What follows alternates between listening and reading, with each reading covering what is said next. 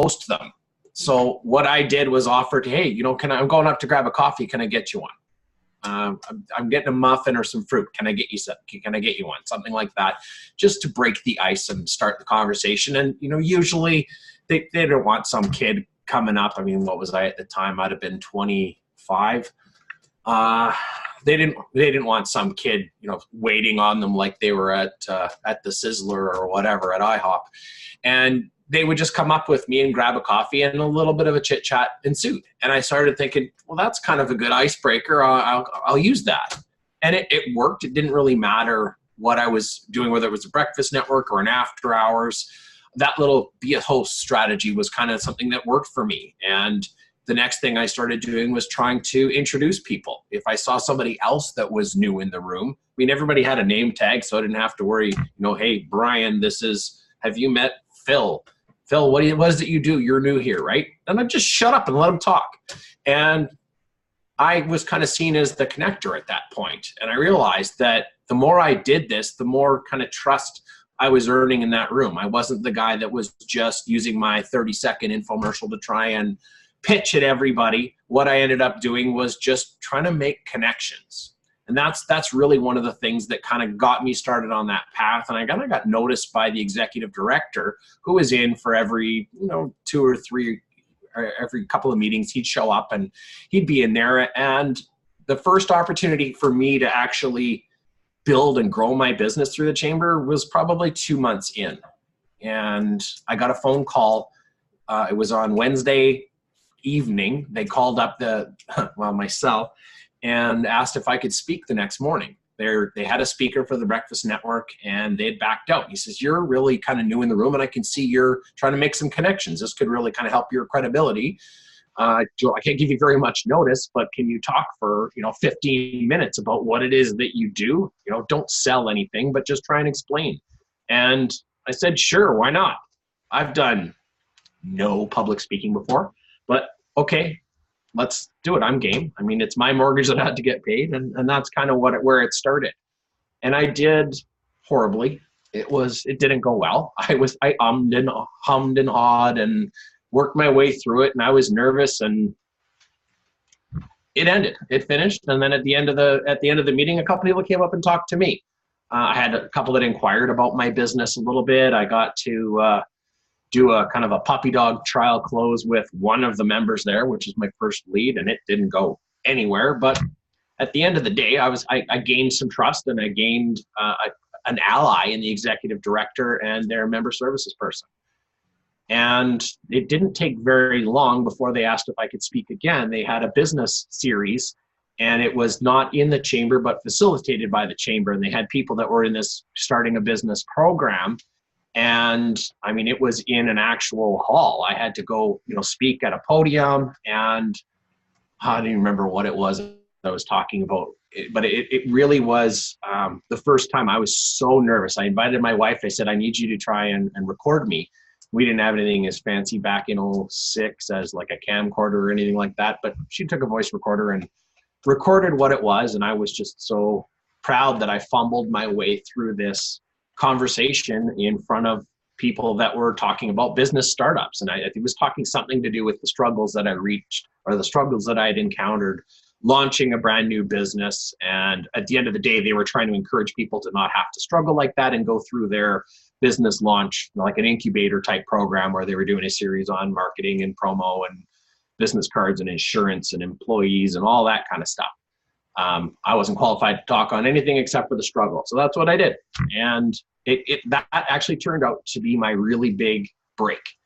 Out of that room, one of the people was from not even my community, not my chamber, but the next one, the next town over, which was about, I'd say about a 35-minute drive. So not super close, but they were there. And there was my bio. It talked about what I did. And at that time, I was doing some contracting work in mold identification and cleanup, remediation. And turns out that's what they needed. So I got a call the next day from their coordinator about this town that was near us, needed me to come out and do a quote. And again, I'm way out of my comfort zone. I'd never done any commercial stuff. I'd done maybe 3 residential properties and wasn't even sure how that all was going. But okay, I'll go do your quote. And I came out, And I remember so distinctively, I gave them a quote for $35,000 to do this project at this massive building, their town hall.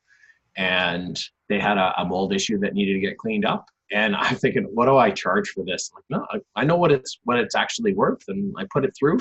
And I just had to present that to them with confidence. And I smiled and I looked them right in the eye, and $5,000, and they signed it. And at that point, I just saw this massive flash of, this is actually working. This is legitimate. And by connecting the dots through the chamber, that got me my first 5-figure deal. And going back just 3 months, I was making like 40 grand a year. So I had just signed a project at that point through the chamber that was about 85% of my annual salary. And I did that over the course of 3 days for me to go do the walkthrough, give them the quote, get it approved. And I mean, it took me a week to do the work. It was a big project, but I couldn't believe it. I just said to my wife, I just made almost an entire year's salary this week. This is legit. This is for real. And at that point, that's when I really dug in and I got involved in the chamber. And that's really where it kind of all changed for me. And that really was the turning point. So after that happened, what did you do next in the chamber that you thought was important? Well, I tried to increase my visibility at that point, Chris. So what I did was I blocked out my calendar with all of the events that I could attend.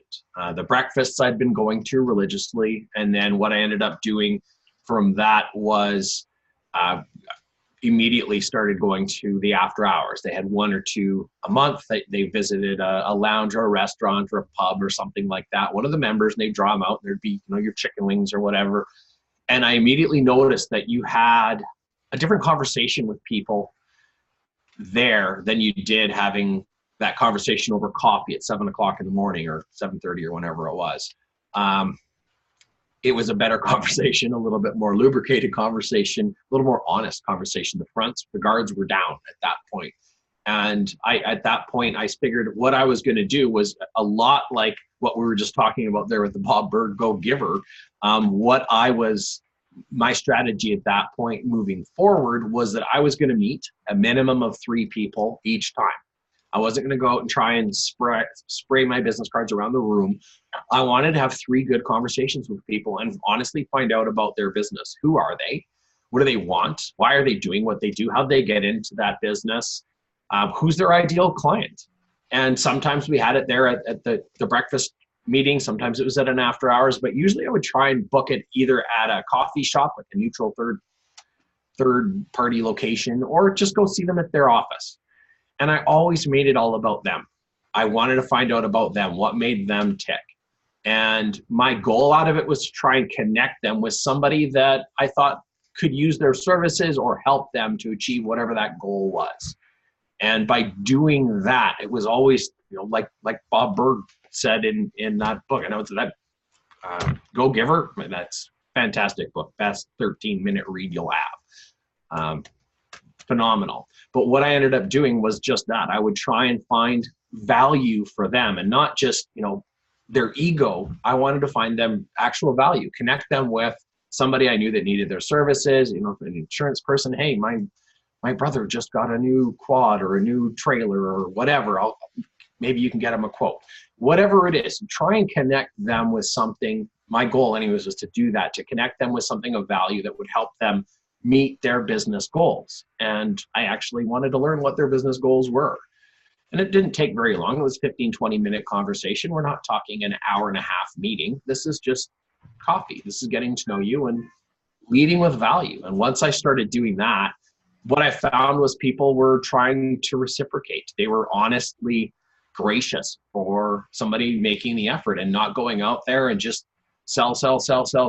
If your only tool is a hammer, everybody's a nail. And I didn't want to be that guy with the hammer. So I was in a kind of a niche that wasn't overly in demand. So when people reciprocated and asked about me, I didn't expect that I was going to get a referral for somebody with a mold problem.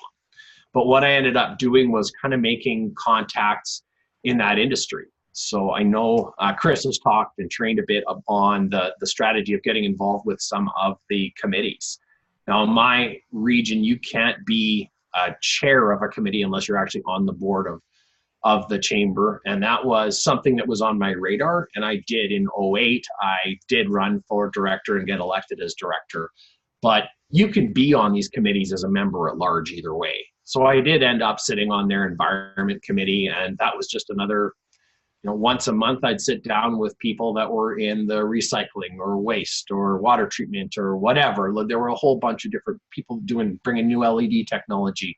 It was kind of a brainstorming session, and then we got to meet with the county and got to be involved in some of the proposals and bids, and we got to present to them so that they knew new technology was coming in. And we really tried with this committee to add value to the community so that we weren't out there trying to sell. And obviously, we have to be in business. Selling is not a bad word, but politicians and that we were meeting, they're tired of people just always asking for favors. If we're able to show them some value and they can turn around and do a feel-good story for the community, hey, we're attracting business, we're growing the economy, we're leading the way on the green technology front. Like, there was a lot of positive that came out of that association. And I know that got us a really good working relationship with not only the chamber itself, our committee, the members on that committee, and then the county, the politicians, and in a lot of cases, even the bureaucrats, the people that worked in the offices. They had a go-to. So if there was something going wrong, or they had a question about something, they would call up somebody on our committee, and we would start to provide not really consulting, but just guidance, leadership to the community as far as what they needed. And that really did lead to some of the bigger deals. That was how I got connected to my first foray into the 7-figure business world, was through chamber connections through the county and the people that you meet as you are in these networking situations and trying to help others. I was introduced to somebody that was looking to deal with some air quality and mold problems that we dealt with, but up at the Fort McMurray area in Alberta. So that's the heart of the Canadian energy sector. The oil sands is about 5 hours straight north of me, up in the real tundra. And up until about 2015, the economy up there was just on fire. There was projects after projects. These upgraders were drilling projects, all kinds of ways to get at and work in oil and gas. And there were camps all over the place. And they would set these up with these ATCO trailers, these portable units, and then they'd slam them all together and build a kind of a city out of them. And they'd move them around, and when they got mothballed for too long, they'd start to fester. There'd be some mold and air quality issues, and the union said, we're not moving in until you can certify that these are safe. I do that. So that got me to my first 7-figure deal. I was able to do. I remember I had a 7-figure quarter working with some of the projects up there. And I mean, that was just me, and I had to learn about growing my business really, really quickly. And again, leveraging contacts through the chamber. When I had to add to my crew, I had to add inspectors, I had to add hotshot services, I had to add all of those ancillary things that you need. Well, these were calls that I could make. I needed plumbers, I needed HVAC technicians, people that could solve problems quickly, 5 hours away, because there was nothing. This is like in the bush. There's nothing up there.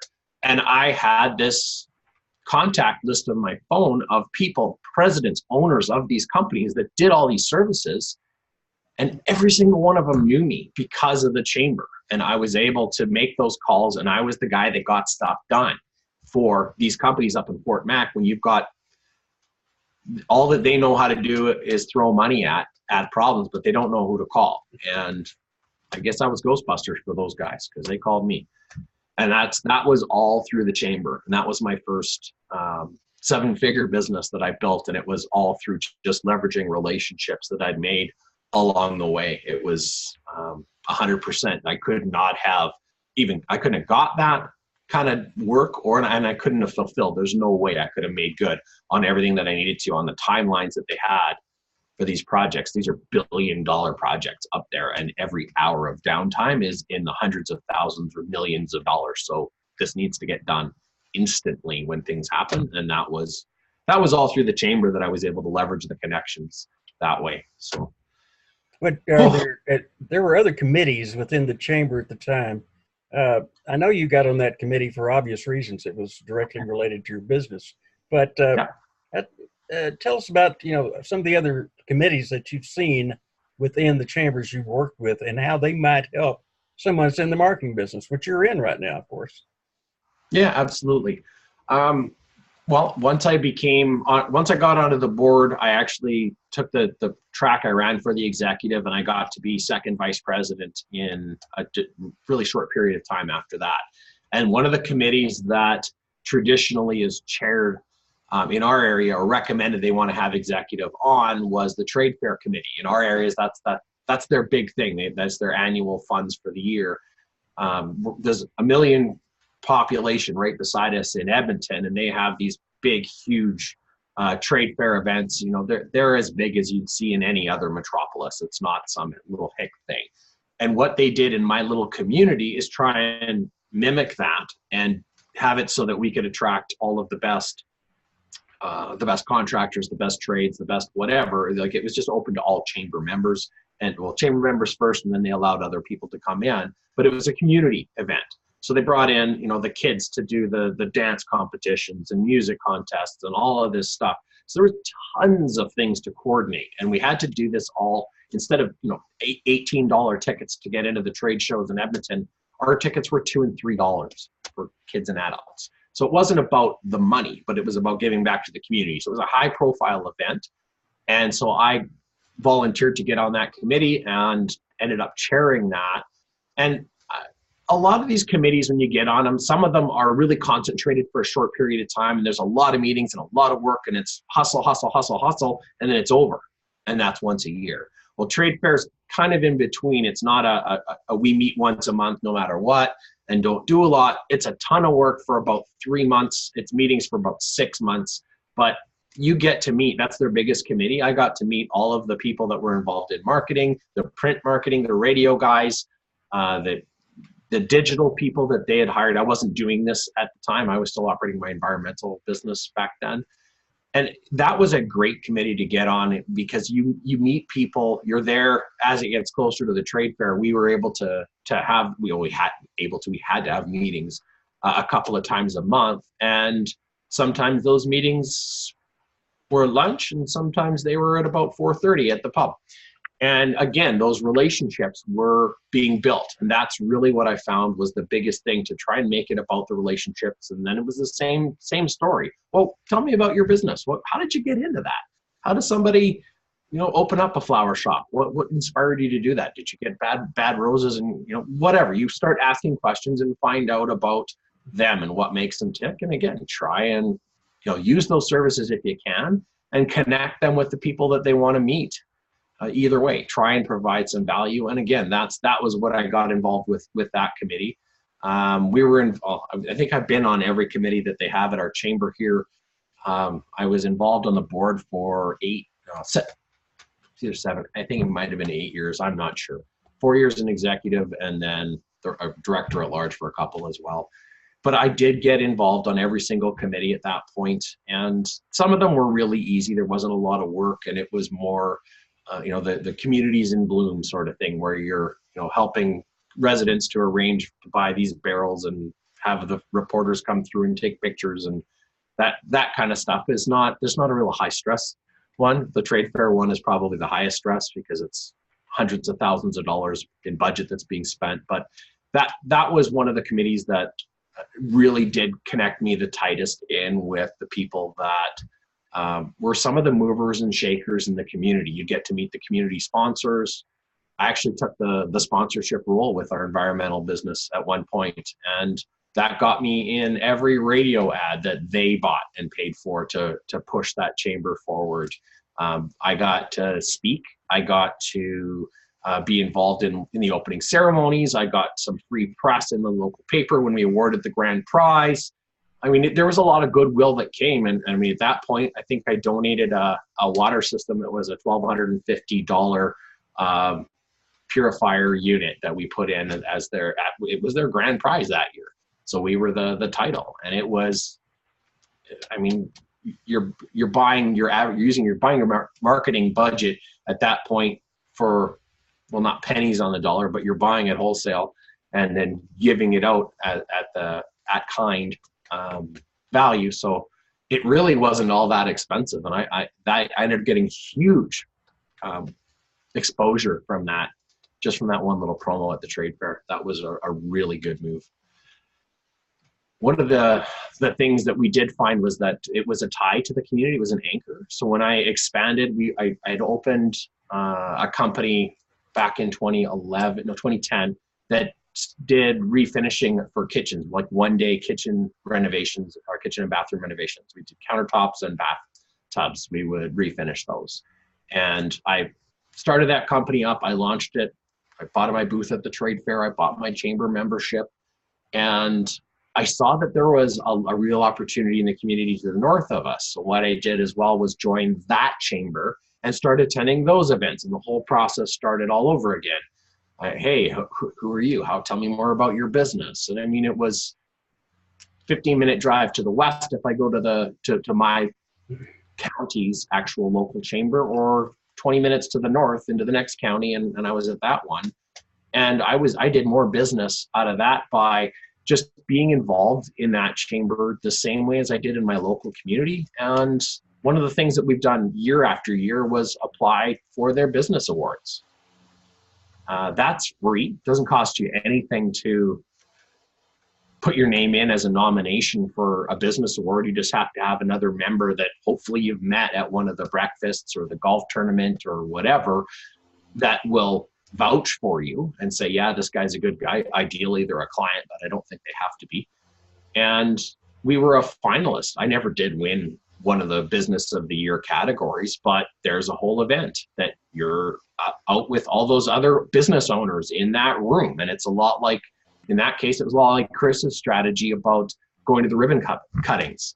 But in this case, it was the business awards. So we've done that 5 years. I've been up in our local chambers for a business award, and I was up for one in the next chamber in the region over. And you get your picture in the paper. There's a blurb about you. It's free press. It cost me nothing. Well, it cost me the meal. I think the meals are $100 or whatever. But I was in the paper. It was awesome. And then I could put that on my website, use the chamber logo on your website, and I was able to promote that way and say, hey, dear consumer, I'm a part of your community. I live, work, and play here. I have a family, and you can go to these big box stores if you want, but if you want to support small business, and that's huge in our area, there's a big push to support the shop local and support the small business. And by you leverage that instant credibility and that instant community connection by being a part of that chamber and using and promoting that chamber, putting it on your website, putting it on, the deckling on your truck or van or whatever you drive, just showing that you're here, you have roots, and the roots are in their community. That was a really, really big win that we got. And again, if you're starting up and you don't have a huge budget for advertising and promotion, these are things that are free or next to free to do, and there's a long-term payoff. I mean, once your business is cited in these, those are backlinks, right? You're helping out your own business, and your own marketing benefits a lot from being listed and referenced in all of these positive connotations. And that was a business that I started, the refinishing business. I started it up, and it was less than 2 years later I sold that business off because I hated doing it, but I saw there was a huge opportunity. I wanted to grow it up to be this big, 10-person crew running around doing all these. I had my $1 million plan, and I always want to get a business to 7 figures and then sell it is what I wanted to do. And I couldn't handle the chemicals. It was just too much. I'm like, no, here you go. We'll make you a deal. I even financed that guy to take it over. And I just wanted out at that point, but that was my own personal decision. I didn't factor in all the VOC loading from all of the chemicals that you're spraying. And yeah, money's great, but not if I got to spend it on treatments for being sick. But Greg, in the process, you actually were part of two chambers or more than two during that period? Just the two. There are probably four within driving distance. The big one in our area is Edmonton, and there's a lot of cost to get involved. There's not the same networking opportunities, or I found anyways, that you don't have that same networking opportunity in that big of a chamber. There were higher costs to get involved with everything along the way. Membership was like $500 or $600. You want to attend an event, it's $30 for a breakfast, it's $50 for a lunch, like that kind of stuff. Like I did everything. I bootstrapped everything. I didn't want to spend that to go out of my way and start going into a community that I really didn't want to build my business in. I'm a small town guy. I like being able to, now, I mean, I work from home, or I work wherever my laptop goes, wherever there's Wi-Fi. But even back then, even in my bricks and mortar businesses, I always wanted to work within 20, 30 minutes of my house. I hated having to go any further than that. And so as soon as you drive, you go like 30, 45 minutes into that next metropolis. Well, now you're in that area, that service area, and it goes out, another hour and a half the other way. And I didn't want to get into dealing with that. There was more than enough opportunity in my local market that I just wasn't interested in going that far. I mean, that was a big thing for me. I had a lot of realization of how short life is and how important family is when I was doing those long hours up in Fort McMurray, living and working in those camps. They'd have me at 3 or 4 sites a week doing assessments and recommendations and project management, and living in these trailers that I was cleaning up, usually not the same ones, but ones that were already clean. But that was, I was just missing my kids growing up. They were 3 and 5 years old at the time, and it just wasn't cool that I was gone 8 days a week. So for me, the money was great, but it just wasn't worth it. I couldn't do that anymore. That my kids are only young for that one period, and I want to be with them. I want to travel with them. I want to camp. I want to rip around the back 40 with quads and go into the back trails. Like that's what I want to do. Did you enter the second chamber with the same types of techniques? You had mentioned that you acted as a host when you first got into that very first chamber. Yeah. I assume you may have copied some of the same things, but did you do exactly the same way? 80%, yeah. Lather, rinse, repeat. I knew that part worked. I wasn't sure how long I was going to have that business, and I didn't want to go down the path of getting onto the board and going onto the executive and becoming the president of that chamber. That's a lot of work. It really is, and it's not necessary. It definitely helps. There's no doubt about it. I got to meet, and I had a higher profile in the community. I mean, they did 20 questions with Greg Douglas in the local paper. Like I had a name. I was in there all the time. I got recognized. My photo was everywhere. It was an ego play for sure. It was pretty cool. And, your friends and family see that. Oh, I saw your husband. I saw your kid or whatever in the paper again. I mean, that part's great. And there is added prominence that comes with that sort of exposure. But I wasn't ready to make that commitment for a business that I had already had my suspicions that I was going to be selling. So I was more interested in doing what I could to have a greater presence at the trade fair. The next community north of me is even smaller. So our county is about 100,000 people, and the one to the north of us is about 30,000. And they have even stronger shop local. Like the smaller those communities get, the more important it is to be involved in those chambers and to show that you have roots. That there's a preference to buying from companies that are in your service area. And people had asked that. They'd see my business card and say, "Oh, you're registered in Sherwood Park. I thought you were from the Fort. You're at the Fort Trade Show, right? Are you from the Fort or not?" I said, "Well, I live in Ardrossan, so it's right in between. I'm on the border between Sherwood Park and Fort Saskatchewan. So, yeah, I mean, I'm over there. My house is 5 miles to the east of you. So you judged me whether or not I'm local enough." But those were really the level of conversations people were having. It got to the point where I was considering getting a a mailbox in Sherwood or in Fort Saskatchewan just so that that would go away, because it happens so often. And even being from the next small town, even though it's a little, because it was a bit bigger and a little bit closer to the metropolis, there was that suspicion. And I was floored. I did not anticipate that at all. But it's just something you have to adapt to. And if that means buying a mailing address or whatever at your UPS store or post office box or whatever, then it is what it is.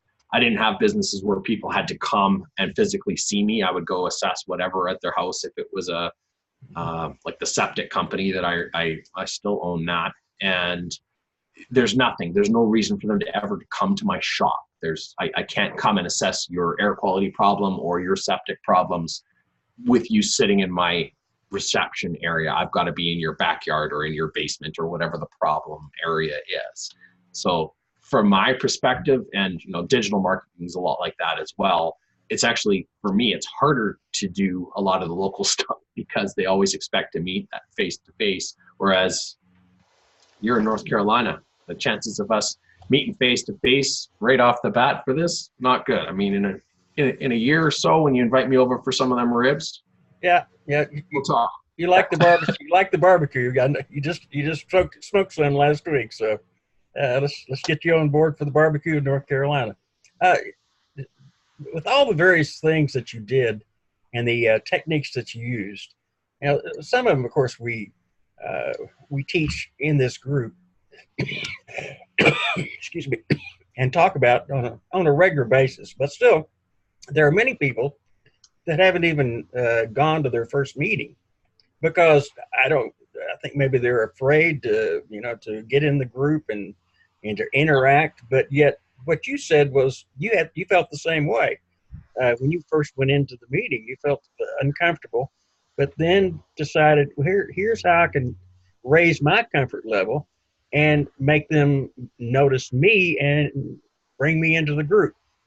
Go over your first day again. I think that was very interesting. I would say, if I had to describe how my personality is in that area, I would call myself an adaptive extrovert. I don't know if that's a term or not, but that's what I would say. People think of me as outgoing and boisterous, and he's that guy he knows everybody, and he's introducing people, and he's the host. Wherever he is, he's the host. That's great. That's not who I am. I got into IT. I was a computer geek, man. I just really hated that whole idea. I got got into doing that out of desperation. I needed to make this business work. I had already quit my job without confirming that I had real substantial income. I had a couple sales here and there, but not enough to go full time. And that was terrifying. Quitting my job, I really felt I couldn't. I was trying to do both. I kind of had my toe on the pier and then one toe on the boat, and my legs were starting to spread too far apart, and I was losing grip of everything. My performance at my day job was going down. I wasn't building and growing my business fast enough. So I cut the cord and said, that's it. I hopped into the boat and I left. And at that point, I really needed to make this work. So it was a decision that was made for me, by me, I guess. I had to commit to doing whatever it took. And when I realized that when I got to that room, at least a third of the people in that room in the chamber networking group, they were just as shy and nervous as I was. They didn't want to do it either. Some of them, they were just employees. My boss says, I got to be here. Well, you're not going to get anywhere with that. But the business owners that were also shy, they were, I'm not going to say targets, but the easiest conversations to have because they didn't know what to say either. So there was really very little expectation. It was almost like this sigh of relief. Somebody started for me. Thank you. I was hoping, I really want to meet somebody here, and I just don't have the nerve. I don't know what to say. What if they ask me a question I don't know about, or awkward silence? I mean, that kind of thing is just a killer. But that sort of realization that I'm not alone, everybody else that was not in that coffee clique already, they were feeling the exact same thing. And they were so happy that somebody took their time to introduce themselves, ask about them. And as soon as you get them talking about themselves, a lot of the nervousness they have goes away. It just melts. Excuse me. Can I get you? a Kleenex. Thank you, thank you. So I recall you had that problem earlier today. Okay. Oh, Yeah. So I mean, that's what I did to really break that ice. It was forced, and it was nerve-wracking the first couple times I did it. But having that be a host, hey, can I get you a coffee? I'm going up for a muffin. Would you like a poppy seed or a chocolate? Whatever. It doesn't have to be anything other than the effort. And really, when people see that you're willing to take that first step, the conversation usually goes pretty easily. And if you do find that there's that awkward silence, you know, ask them about their family, ask them about their interests, ask them about, you know, how did they get started in their business. Everybody's got a story. Just get them talking about theirs, and as soon as they do, pay attention. I did remember busting myself one time because I was looking to meet this guy. He owned a heating and air conditioning business, and I really wanted to make a contact with him, but he was always engaged. He was one of the coffee club guys, so he was in there, and I couldn't just interrupt and get into that conversation. And I remember, okay, well, I'll talk to him later. I'll go meet this new person that's not talking to anybody. And I caught myself, and he caught me too. I was talking with him, and I kept looking over his shoulder to see when the next guy was available. And I never felt so crappy in my entire networking experience. That was a real anchor moment for me to get my head out of where. I felt, as a Canadian, we're always supposed to be apologizing and being so polite. And I felt like I had just been the rudest jerk. Literally, he caught me looking over his shoulder. He turned to see what I was looking at. And I thought, oh, I'm not as slick as I thought. I'm not present. I'm not there in the moment with this person, making them feel like they're not that important. And everything that I had done had just been destroyed. I apologize profusely. When you're in those situations, they have to be the most important person in the room, always. Exactly. And that's all I could do is I apologized to him. I said, I'm really sorry, whatever your name is, I already forgot. And I said, I came in here with the intention, I really need to get an introduction to him. And I've been waiting and I'm waiting. And I felt bad because I saw that you were sitting here and I really wanted to make you feel comfortable. And it looked like my one opportunity to meet whoever was coming up. And I'm really sorry. That was disrespectful. And I apologize. And it's not about him. It's not about me. This was about you. I wanted to make you feel welcome at this chamber. So let me buy you a coffee. And I offered him a do-over. I don't remember what happened out of that. But it was just this pit of my stomach churned that I had completely shot myself in the foot in terms of, I want to make this positive impression, and you never know who these people know. If you could try and find them referrals, chances are they can probably connect you. I mean, with my guy up at Fort Mac came that way. It was from the guy that got me that 7-figure deal. He owned a chicken wing restaurant called Wild Wing. Like, you'd never know who these guys, who you're talking to, who they know. You never know, so you can't assume. That was a huge deal, and it came from a guy that I was having beers with, and that was it. It just was, well, what do you do? I mean, it was all about him, and he was new to the community as well. So I kind of shared my story that I've shared a little bit here about how I got involved in the chamber. And, I did whatever I could to try and get him to the next level. And when he started asking me about my business and what I do, he says, you got to be kidding me. Well, my buddy Chris, he owns one of those camp service companies. This is crazy. All right, he needs you. And off to the races. From the guy that sells chicken wings. Tell me he was on my radar. Correct me if I'm wrong, but you were a director or president of the chamber? Well, both. I started as a director, and then I ran for the executive. I did go through my full service on the executive, right, including a year as the president and then past president. All right, as a president, and let's now put our marketing hats on for a moment. As a president, did anyone within the group or outside the group come to you with ideas that would help the chamber in any way through some marketing ideas? Did anything like that ever happen with you?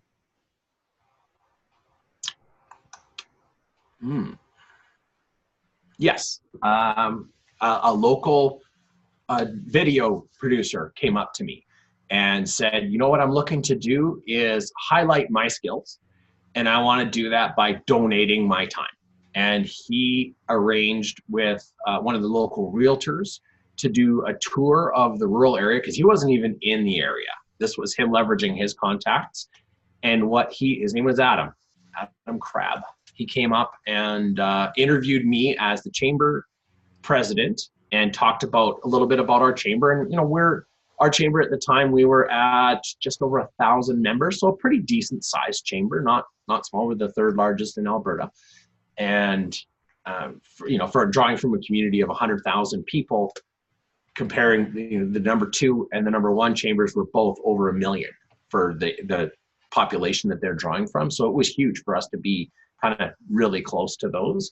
And there was a big, county pride, or whatever you want to call it, that we were kind of riding the wave and trying to build up. We were huge community involvement. So what this realtor and this producer wanted to do was get our perspective, what makes Strathcona County so great, and tell that story from the chamber's angle. So I got involved and was interviewed for that, and we did a video piece, and then they leveraged me and connected through me to the local government. So we talked to some of the councillors, we talked to the people that run the library, the Parks and Rec people, all the services that make this county what it is, that we go above and beyond what the neighboring communities do. And all of a sudden it was playing to them and their goals, made it about them. And what those government officials wanted was to promote the community and highlight some of the programs that they're responsible for and some of the initiatives that they're undertaking to try and make things better. So that would be about the only thing that was done to try and, as far as somebody approaching me directly as the president, that would be the only time I remember of that year that somebody wanted to do that to try and make a crown jewel piece for their portfolio. Right. And they made it, not about them. It wasn't an infomercial about their services. It was a very well-produced piece that highlighted their skills for filming, for editing, and doing all the production and putting that together. And then that was part of their portfolio. And, they did the whole thing, no cost all the way through. But I don't know if that's what you're looking for, but that's helped. Now, I know at this point in time, your marketing company and your speaking company as well. I think it's kind of a dual company as I understand it. But you're now heavily into all kinds of online marketing, but you're really focused on reputation and the things that help the companies in that area. Do you think that also relates over to a chamber? Let's say, for example, and I say this a little bit loaded for some reasons, but it's not necessarily that. But do you think it's important, for example, for a chamber to have great reviews, to build a reputation? Do you think those kind of things help? Just like that's what you preach to, of course, the companies that you speak to and work with. 100%. I think it's the same thing for a chamber of commerce? Absolutely. It absolutely is. It's something that it doesn't matter whether you're buying this pen or buying the laptop that I'm using to talk to you here, or finding a plumber, or thinking about joining a chamber. People always want to know, what's the social proof? Who else has done this? What, did they regret their experience, or did they benefit from it? And if so, how did they benefit? If they're evaluating, joining a chamber in most cases is not a huge monetary commitment, but you're going to get out of it what you put into it. So if you're evaluating whether or not you want to invest that time and resource away from whatever else you could be doing with that time, and join the chamber, then you're going to want to know, what are others experiencing? And if they could have a review that's, obviously multiple reviews, but everybody looks at the reviews, whether they're buying a commodity, a product, service, doesn't matter. They want to know, am I going to regret this? Am I getting the right price? Is this a good value? Is it worth my time? Whatever their questions are, they want to have answered, but they want to do it based on other people's experience, instead of calling, the barber and asking if you need a haircut. So what I think from that perspective, if they were able to get some reviews at each of the different events and said, hey, this trade fair was amazing. We had all these people buy our booths. We've already booked 15 quotes and it's only the end of the first night and whatever. Now they're going to be able to leverage that and showcase, done properly. Like we would always recommend, highlighting that review in your social media and, putting it into a video and having it show up the way that it should, to make sure that when people look you up, you can control that conversation and help put yourself in the best light. As a chamber of commerce, you would want people to see, hey, these are the events, and these are the business awards, and they could do something like that for each of their events and or each of their committees, if you will, and have all the facets of membership being discussed, so that when people are searching, city, insert city here, chamber, trade show, reviews or feedback, or should I go to this, or even just searching about that, what you're moving a little bit into the area of video reviews as well then. Yeah. Well, we try and use, my approach, we take three angles to reviews and reputation, is that we help our clients to, first is to manage and respond to good reviews, bad reviews, or even just know what's out there. Make sure that they're showing up on these different review sites so that your information is correct, that your citations are accurate, and that Google knows you are who you are, and that you're all these things that are out there are talking about the same company. So that's the management side of it. We help companies or organizations, whatever, to build their reviews and their reputation by getting feedback from their clients, finding out what they like, what they don't like, not being ashamed or afraid of admitting that there's some blemishes out there. How can we improve is a great conversation to have with your members, with your customers, with your clients, whatever, your patients, whoever you're dealing with, whatever client type. You want to find out, that's great, but I'm glad you put that coffee machine in the waiting room, Dr. Smith, but it's awful. It tastes terrible and it stains my teeth. That kind of feedback you want to have. But and it's no different for the chamber than it is any other company. When you you made the transition. I know you're still on the septic business. You still have some of that business running right now, but you decided to get in straight into pure marketing at this point. And during that process, I know that it's more expansive. It's not just totally local agency, although your species are on local agencies and teaching people how to do that locally. How did you use a chamber at all when you got into the marketing side, or were you already so well known that it didn't matter? No, it's funny. Every time I launch a new business and start over, it really is starting over. It's your reputation doesn't seem to follow from one business to the next unless you really do a big campaign and have a name that's, if I was maybe a mayor or something, then that might carry over. But no, it's starting from scratch each time. So every time I've launched a business, I'm now on the 4 businesses plus I'm now a volunteer with the Cub Scouts, one of the leaders there, and what we joined the chamber with that. And I show up, sometimes I'll wear my business hat and sometimes I'll wear my volunteer in the community hat. That sure doesn't hurt me to let people know that. Tell the story about that, wearing your red shirt one day. This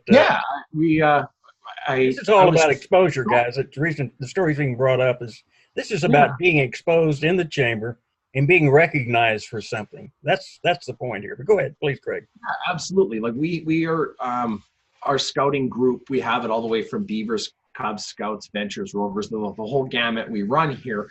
And we do a lot of work in the community. We do some fundraising, but we also do volunteering, and we're in the parades, and we're pretty high profile. But I was shocked when I came on last year as the Cub Scout leader that we're not in the chamber. I said, well, this is ridiculous. We can get all kinds of resources from the chamber, and we also have the ability to market to and through them. So, there's a member-to-member program that's free. We can take advantage. All we have to do is have an offer that goes in there. We can have, there's an email blast they send out to all of their members that has an offer. You can do it just like an email campaign through them that they send on your behalf.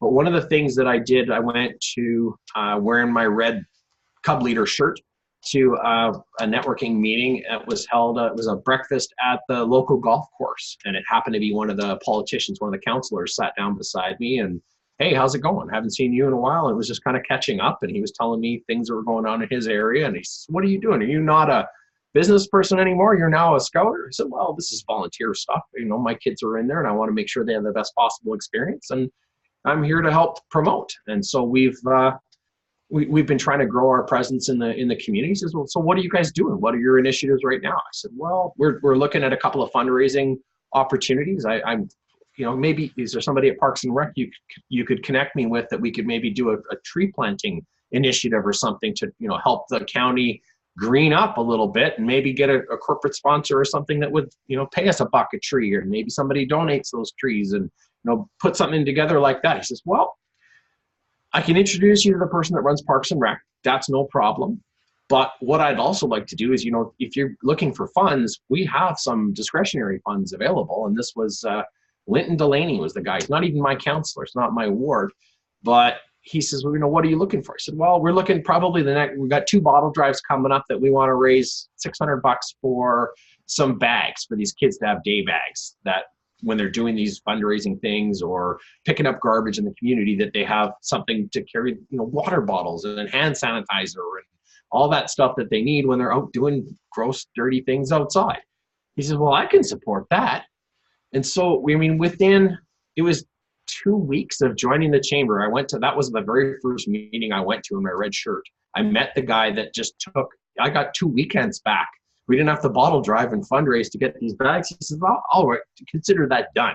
I will take care of it. I mean, $600 is not a lot, but we're talking about 8 and 10-year-old kids here, and the whole teaching them responsibility and how to connect with the community and the benefits of volunteering and all of those things. I said, well, this is all that happens. We went and talked to this counselor, and I didn't even ask him, but he volunteered because your kids are doing such a great job. And the county has paid for your bags. So the fundraising, we're still going to do it. Sorry, kids, we're doing that bottle drive, but that's going to go to your camp, and we're going to have an extra camp this year because of this. So, I mean, it was a huge win. I mean, $600 is not a huge financial win, but for the kids, they now get an extra camp out of it. So it meant everything to them. Yeah. Let's kind of wrap our heads around just very briefly here. Your marketing company and what you're using the chamber for right now with your marketing company, because all of us are in the marketing space right here that you're speaking to, and the dozens and dozens of people who will watch the replay on this. So we're in the marketing space, and our chambers are all around us. Give us it's not a silver bullet, because nobody has a silver bullet to anything, but give us your thoughts on step by step. What would you do?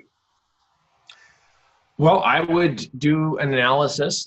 That's what I did with my chamber as well. I went to see what are they offering. So in our case, once you're a member, they have, you know, the networking. So I attend those. When you're at those, there's door prizes, so you can donate something.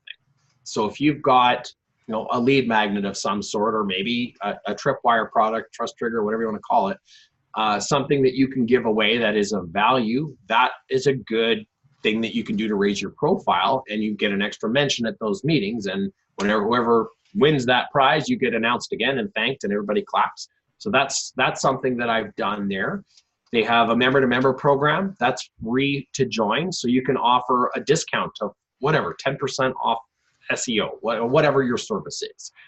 You can offer a discount of that, and then, you know, you get a little blurb. It's 30 characters, I think, to describe the offer, and a link. Hey, another citation, another backlink for you. Isn't that great? So put something in there that costs you nothing. And I've done a lot with their what they call the email blast service. So you book it through the front desk of our chamber. It costs us $50 for members to do. You write an email, you give them a subject line, you give them the copy, you give them, most people just send them a PDF that they get for, you know, they're done, they're just terrible. So if you have any graphics or video skills at all, we can embed that. And I've done that where I've done offers for a free $500 digital ad. I've given away a free $1,500 30-second commercial. I've done I did a webinar series or a seminar that I did, sorry, for marketing. I gave a marketing training. I paired up with the food bank, and I gave free training session that I booked the chamber's boardroom for. And what I did is I said, I'll cover the cost of admission. Usually this would be a $197 course. And I will let you in as long as you've got a minimum $25 donation for the food bank. Send them cash, bring the receipt, or bring in the food and leave it at the door on your way in. And that was a great promo. I had 18 people RSVP for that, and I had 15 show up out of 18 at 7 o'clock Thursday evening, hour-and-a-half presentation on, it doesn't really matter what it was on, but it was a marketing presentation I did on, in this case, it was on display ads and how small business can leverage display ads. And there's more to the world of online marketing than pay-per-click. So that was the whole point out of that. And I picked up a client right there on the spot, signed up for a $700 a month contract without even, any more than a handshake at that point. And I had 3 more qualified leads to follow up with in the next week. So I ended up picking up 4 clients out of that entire thing. And it cost me $50 to send the email blast out, $50 to rent the room. And that was, that night I sold, it was $700 setup and $700 a month. So that was a pretty quick ROI. Yeah. In the process, Carl, I know that you had mentioned in your email that you've been a part of a chamber for many, many years. Is there something you'd like to ask Greg? Let's see. I think my current business I've been in over 25 years. I've been in the chamber since day one with it. I've always been very adamant about associations being extremely educational for the person. To go to an annual convention is incredible. I collect business cards while I'm there and then bring them back and index them for references. But maybe I've been around too long. I'm a little critical of some of the things that I can't get my chambers to embrace. I think they get, most of them get tired doing the same thing over and over and over again, and they don't know when they become boring. And like, for instance, one of the ironic things that just blows my mind that I can't get them to recognize is there's no business 101 for the everyday person that wants to walk through the door and say, I know nothing about business. Where do I start? And I guess, I don't know, I guess I got to start teaching a class and then get recognized and, go to the chamber and go, hey, guess what, guys? I did one 3 years ago just to prove a point. And I ended up teaching a group of teenagers between the ages of 14 and 19, and they came in to a conference room that I had available, and we spent 3.5 hours, and I was impressed at the attention that the teenagers gave to the process. And I think sometimes the adults need to be kicked in the pants because they just don't get enthusiastic about anything. And so rather than go in and be critical to them because they get ticked off so fast, I kind of take a back seat and shrug my shoulders back into my shell, so to speak. So Greg, I'm sure you're smiling there for a couple of good reasons that you're picking up on. Mm-hmm. Yeah. And this all starts with what you get what you give. There's an old song back in the 80s that came out exactly about this. You get what you give. But it's not all about how much money I can make. I'm interested in educating people about business along the line before I leave this earth, because I think so many people are missing an opportunity in life here. Sorry, just coffee there. So was there a question? Yeah, the question is how to keep the chamber fresh. I think that's it, right, Carl? Yeah, you know what? So I have access to 990 tax returns. The 990 tax returns is you can name any nonprofit that's legitimate in the United States, and I can tell you what their revenue is, what they're paying for, how much their people are making. Okay, and I look at the Chamber of Commerce that are really banging it, that really have the ones that have, well, we're going to have Rush Limbaugh coming in to speak at our annual breakfast, or Tom Brokaw, so forth and so on. How do they get so much money that they can bring in an international speaker like that to motivate them?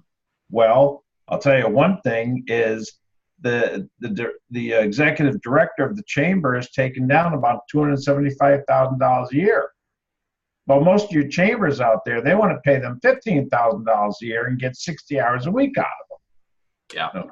So again, you get what you give. You know what I'm saying? I think the question here is, can you bring a little glimpse of hope to try to motivate these people in the direction they need to be going in to stay fresh? That's a very good question. My knee-jerk reaction on that is, you've been there for 25 years. Have you ever been on the board? Yes, I have. Okay, because that's usually the way that those conversations have to get steered. In my experience, that's when you're going down something new, that would be the avenue. I mean, if you're not looking to go down that path again and go back onto the board, peel a board member away, have a coffee with them and explain what you're seeing happen at these other chambers. And maybe it's a concern. I don't know how active the board members are or how responsive they would be. That's going to vary from chamber to chamber. And honestly, the whole point about being stale is it's an issue at our chamber right now as well. It's been done. They've had the same executive director, and he's a super guy. He's a close personal friend of mine. Love him to death, but he is incredibly small c conservative when it comes to change and new ideas. And he's very risk averse. He sees that as an opportunity to lose money or lose credibility if something doesn't go well. We've got this formula that's worked for so long. Let's just keep doing the same thing. And in our case, we've had a lot of wins with that, but we've had fresh blood come into the board that has had new ideas. So we had during my term, we added some networking events. We added a curling fun spiel, so where you throw the rocks on the ice at the rings. We had events like that were always about networking and getting the members together. And that all came through the board, and it was met with some resistance from the executive director. There's no doubt about it. It was just persistence that, they have to realize at that point that the president, well, depending on the layout, if you're talking about your executive director and then the president is the volunteer, in some cases the president is the paid and the CEO or the chair is the volunteer, however that goes. Right. The board is the ultimate authority at that chamber, and the executive director is there to do the will of the board. And that sometimes has to be an uncomfortable conversation that, look, we're going to have to do something where our membership is not going up. Our events are not getting attended. What are we here to do? Is this just so that you can maintain your job security at your $15,000 or what, whatever they're earning? It's going to vary, like you said, it's all over the map, 10 and 20 times variables. But if that conversation is something that can be had, I mean, a great example at our chamber, the year after my term as president, I was past president, and the next guy that came in, we ended up hosting the conference for all of Alberta. So it's about 80 chambers that make it to this. There's 200 and something chambers in the province, but 80 chambers come. And it's usually a small event. There's some speeches, there's some training, there's some workshops, and then there's an evening that's kind of fun. Well, we rented out the hockey arena and we hired Trooper to come and play. And that had never been done. Like, this like an A band from the 80s, but a band that everybody knew. Like there was so much buzz, but there was so much risk involved that had never been done, where we were charging admission. There was $35 tickets to an event that was normally free. But we figured we could, with enough hype, enough promotion, and the willingness for people to break with that change, we pulled off a huge event. And it hasn't been touched since. That's going back, it's almost been 10 years now. But that was an event that had its root at the board. And at the end of the day, the executive director has a signed guitar hanging in his office from Trooper right now to remind him that new ideas can be good ideas. And he happens to be a big Trooper fan as well. So that was the immediate thing that I'm thinking of. That's not Tom Brokaw, but Trooper's probably kind of in that area. That's the will of the board is kind of what has to be swayed. And as a member at large, if you're not looking to be a board member yourself, you still have every right to ask that board to speak at the next meeting. You aren't guaranteed, but you can tell them, I want 10 minutes to talk about XYZ, and you have that conversation with them and be as compelling. Like if you have an example of one of these chambers that's brought in Tom Brokaw and can say, how did this work? Did it raise the profile of the chamber? Was it an embarrassment for the executive director? Did they regret doing it? Did they break even or make money on it? That's break even's fine. The chamber's nonprofit, and they're okay in most cases if it's not a big revenue maker. As long as it doesn't cost them money and it adds value to the membership, they're going to do it. And that's something that is just has to be communicated through the board. That's my only thought in terms of a knee-jerk reaction to that question would be to either be on the board or bend the ear of someone on that board, or present to that board with some evidence, some statistics that show where this was done, and you can model it. And if that's the case, best of luck. Unfortunately, Carl, you're as you said, you're wanting to educate as much as possible, and in that process, I was able to set up an entire educational group, years, once a month type training that had nothing to do with them talking about their business. It had to do with them talking about their expertise and what it was all about. For example, insurance. The guy didn't talk about his insurance company. He talked about business insurance and its importance to the business community. I had other people coming in and taught retail and taught how to merchandise correctly in a retail environment. But I was the one that went to the board literally and suggested setting up an educational committee that would run and pick the people, pick the locations and everything else to get this year-long session going. And of course, I benefited greatly from it. You bet. I had at least one of those months myself. You're darn right I did. But it was an ongoing thing. In fact, if you'll look at a week 5 training, we talk about that for about an hour and a half. And if it's something like that you want to do, get up with me, because I can almost just walk you through how to go to the board on something like that, especially with your experience. You would even know more than I, and that even though I was deep into the process. Bob, do you have any questions that you'd like to ask? Not a question per se. I just want to say thanks to Greg.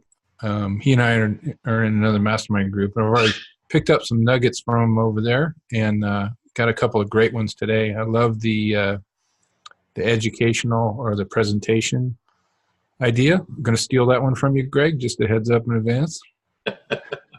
So some great stuff there, and thanks for taking the time today. All right.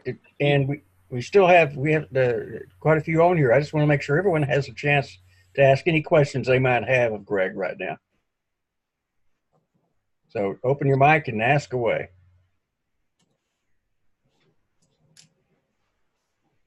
And Judith, you were talking about participation, so you're sitting there quietly. Don't judge lest you be judged, I've got a comment and a question. One of the things that happened when I had my business located in San Diego was that the chamber itself was really designed for Fortune 500. If you weren't in the Fortune 500, going to a chamber event was a complete and colossal waste of time. There wasn't anyone in there that wasn't six-figure salary, and as a small business, you had nothing to offer them. So what one of my colleagues did quite successfully was he set up kind of like his own networking group. It wasn't a referral group where you paid fees or anything like that. It was just really basically kind of an independent small chamber that just met once a week. And now they actually have 5 different locations. They now have annual fees just to kind of generate some revenue.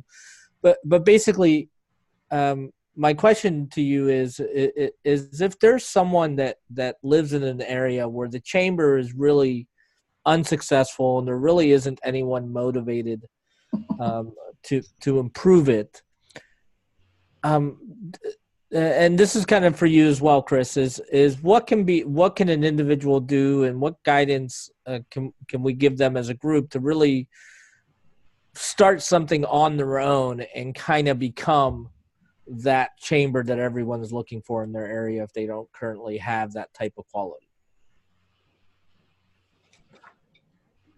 First, without being called a chamber. That's a great shirt. I've got the same one. I mean, if I could speak that just briefly, that's exactly what it is in Edmonton. And one of the reasons I didn't end up joining the Edmonton Chamber is because it is just everything's bigger, everything's more expensive. And as the little player, little fish in a big pond, there's not a lot of opportunity that's there other than, the directory listing on their site. But for $500-600, you can do better, I feel.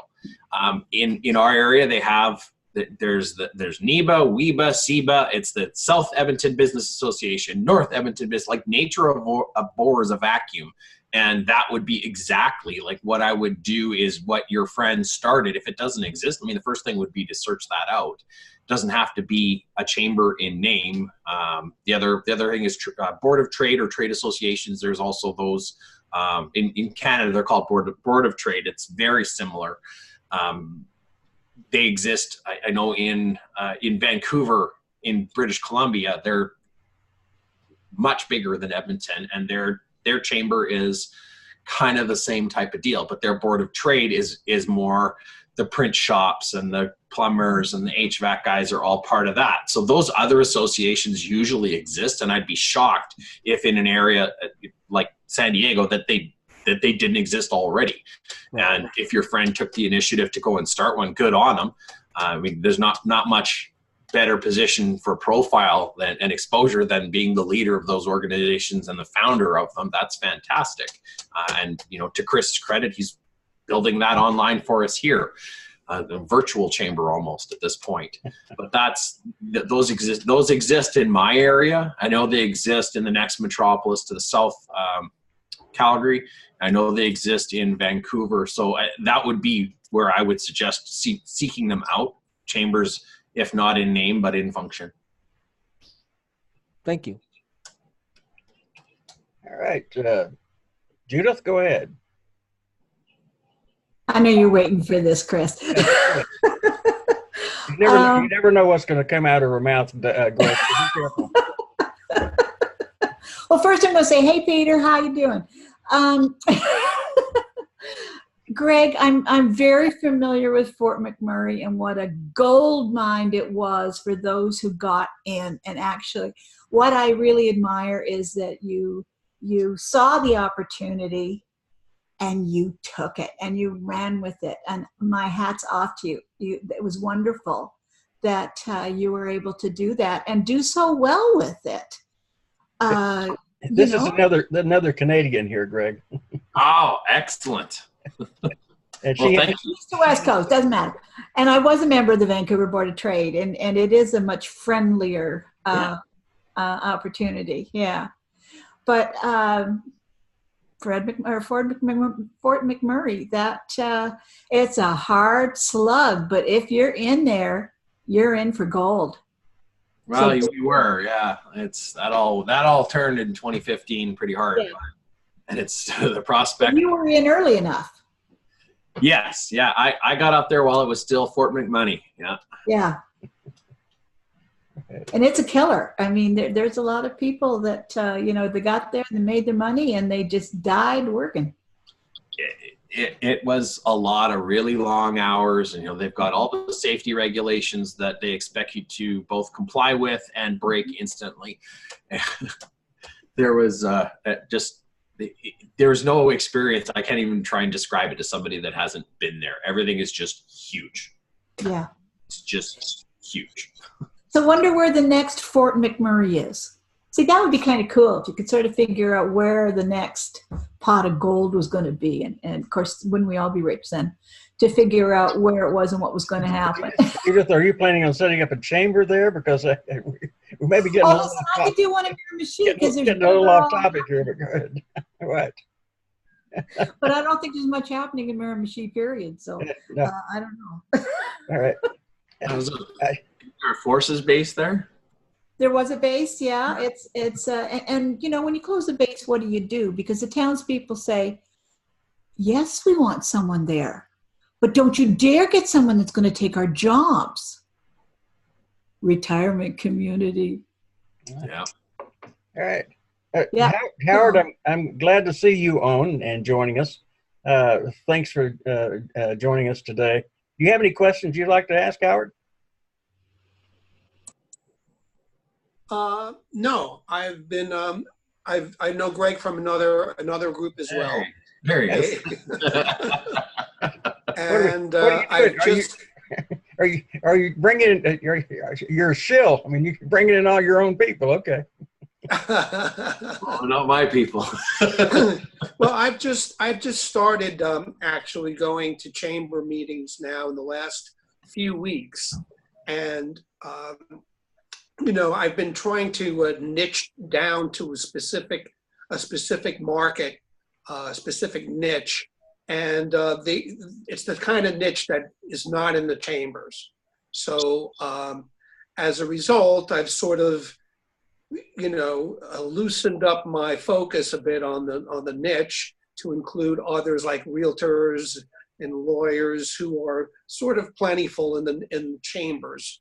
And so I've been having some good conversations. I've been doing cold email. I've been doing, these kind of strategies. But I think having conversations with people really has yielded me the best results, as opposed to cold email or Facebook ads or any of those, cold methods.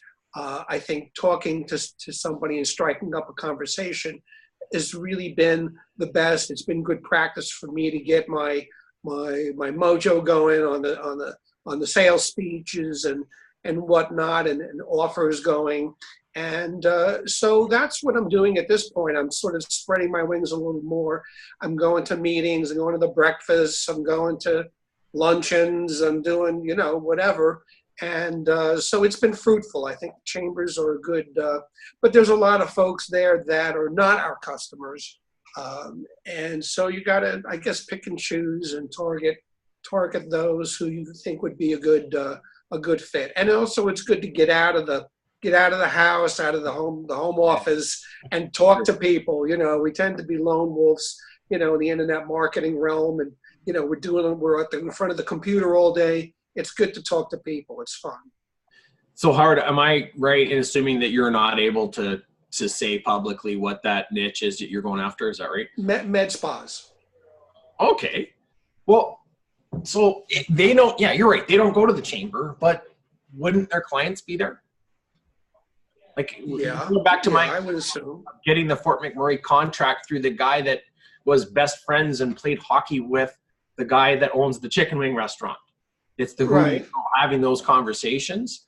That's, it's twofold. For me, the biggest thing, my realization, my aha moment from those networking one-on-ones was not to sell to that person, but to realize that they have a Rolodex of like 2,000, 5,000, or 200 or 500 or 100 people. Mm-hmm. However, if they're networkers, they'll have a big Rolodex, and you can say, look, I really am great at working with med spas.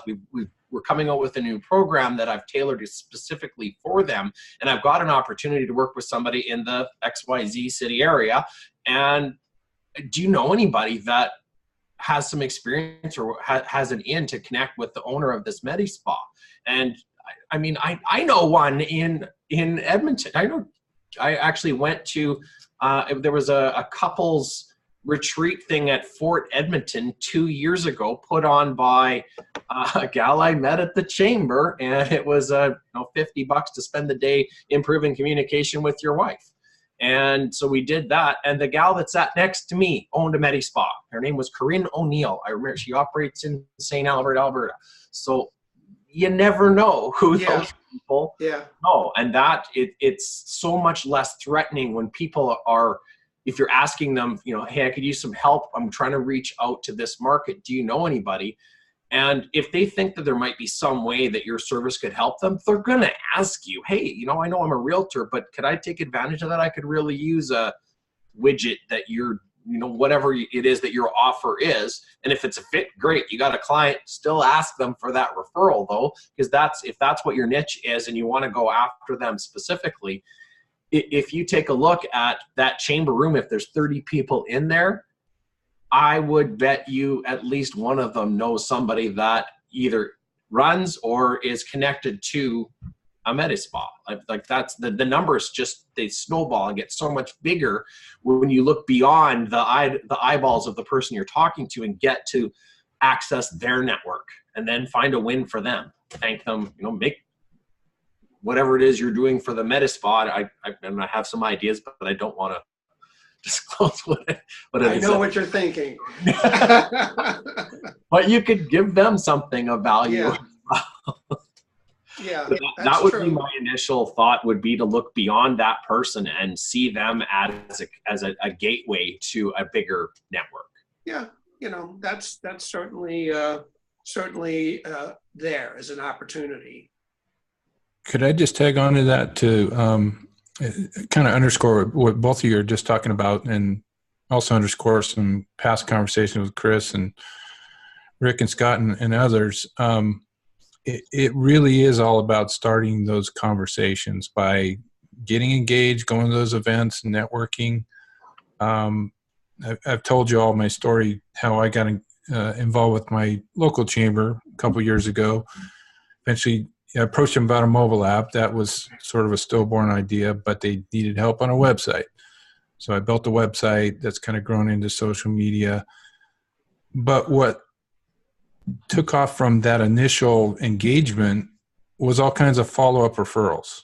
So from that original website build, a small tapas wine bar opened up and they needed a website. So guess who got referred on that? And it was through the chamber. The person that owns that bar is a very well-connected local insurance guy. So when his website went down a few months ago, guess who got the phone call? Hey, we need to migrate our website. Yeah. And he's also involved with a local service org. And I just literally last week rolled out live their website update. And during the course of this actual webinar, I get a phone call. So I muted y'all and took the phone call from that service, the current president of that service org. Oh yeah, could you come in to our directors meeting next week? We love what you've done on the website. Here's a new idea that we want to roll out to the service org, and it involves promotion of local businesses and sort of a trade of donations for exposure on this new website we just rolled out. So guess what? When we roll that program out, in order to make it work, I'm going to be the point of contact for any local business that wants to advertise on and it's a Lions Club. So, it's a pretty big service org. Mm-hmm. Anybody that wants to advertise on their website is going to have to come to me for ad creatives. So I'm going to be interfacing with a whole new crop of folks I haven't interfaced before. And this all started with that initial engagement, those initial conversations. So just to underscore what Greg and Howard and others have talked about, it's really all about just getting in there and engaging, because that you're not up to bat to hit a home run first time at bat. You're in there to just at bat, hit a single, whatever. start the conversation, and if you're contributing and added value, that's going to lead to opportunities down the road. They're going to just pay dividends that you couldn't possibly imagine today. So don't be afraid. Get in there. Maybe carve yourself out some kind of, and you guys have already offered some ideas, and we talked about them before. There's a ton of opportunity in there. You just go and look at the chamber. It's like, oh, what does their website look like? What are they doing in social?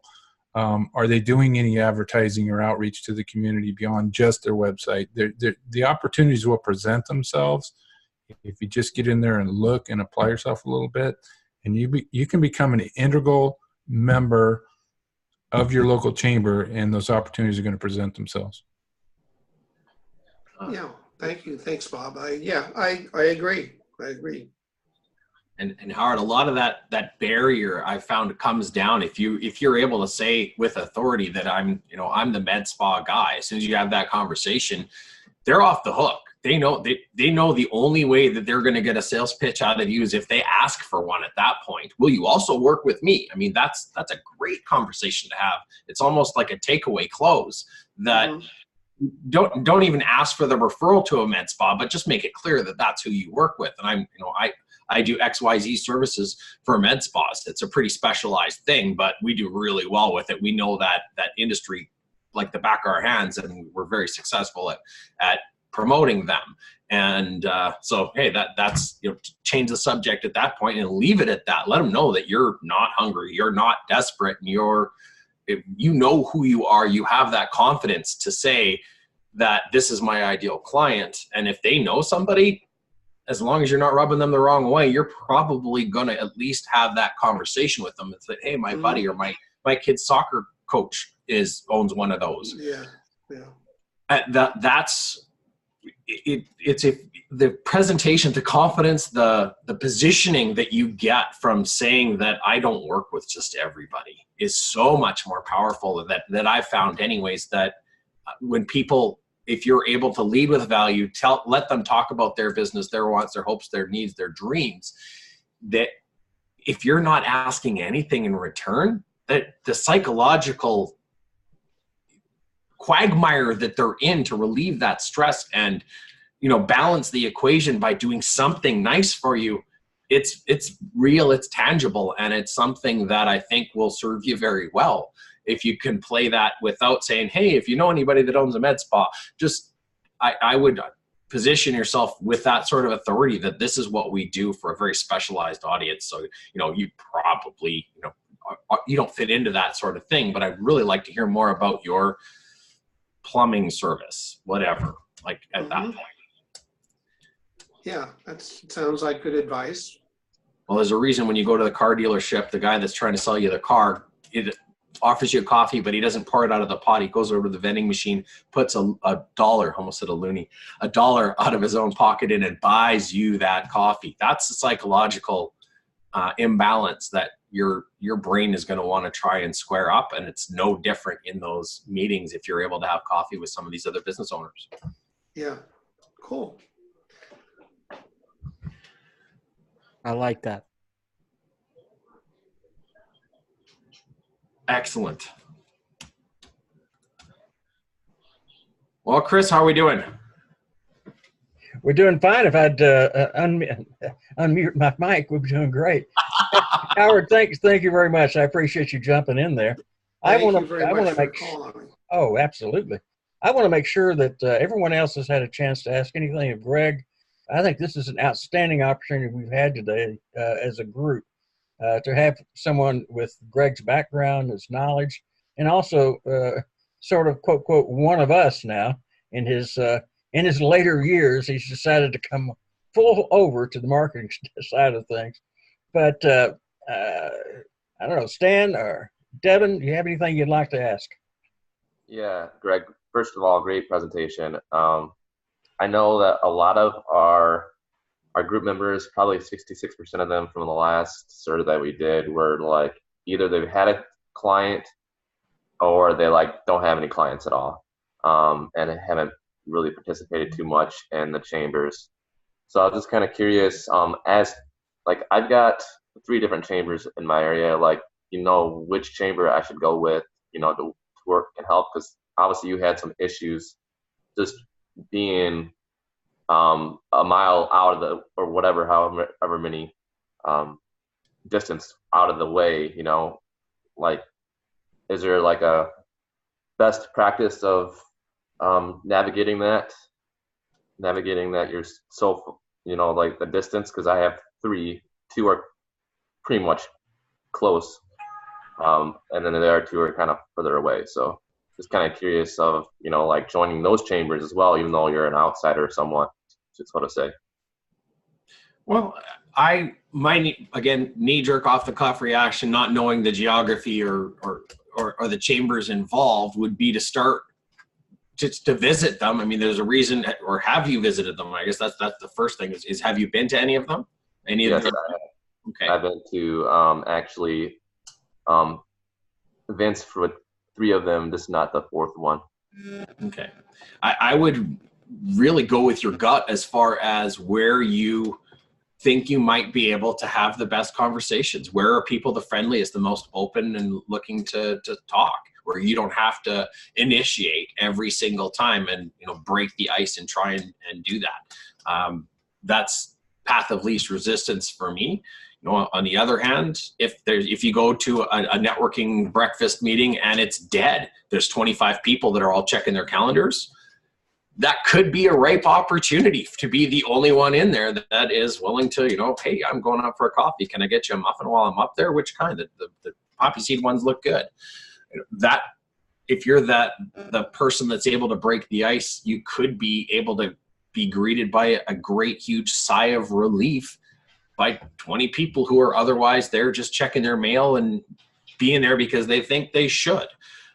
The only way to know is to go and try. I can't say you should go to the one that's 8 miles and not the one that's 14. I don't know, have any way to say other than that. My experience has been with the chambers that I'm at, the Edmonton chamber. When I went and visited and I was at their events, it was just like what was described earlier in San Diego, where it's just big business, these massive firms that are not in the realm of where I was looking to play. So it was the smaller chambers, and I definitely put a lot more into one, and I made that choice. I went and attended a couple of events at the others. I did the trade show at the other one, but my home chamber was the one that was geographically, it ended up being maybe a mile or 2 closer. Well, that wasn't the reason, but I was able to make those connections and foster the relationships and be that person in the room that people looked up to or connected with or whatever. I wasn't ever bored or lonely at those meetings, and I don't think you can do that with a whole bunch, 3 or 4 chambers simultaneously and still be genuine. I would go to a couple meetings, see what you think, where's the best opportunity for you, and then focus. That would be my suggestion, is to focus at least for the time being to get those first few clients. Otherwise, it's going to be real expensive buying coffee meetings for all the members of 2 or 3, 4 chambers. Absolutely, and there's one they're about pretty much the same size in my neighborhood. So we got Sycamore and Cal. They're pretty much, one's 500, the other one's like 670.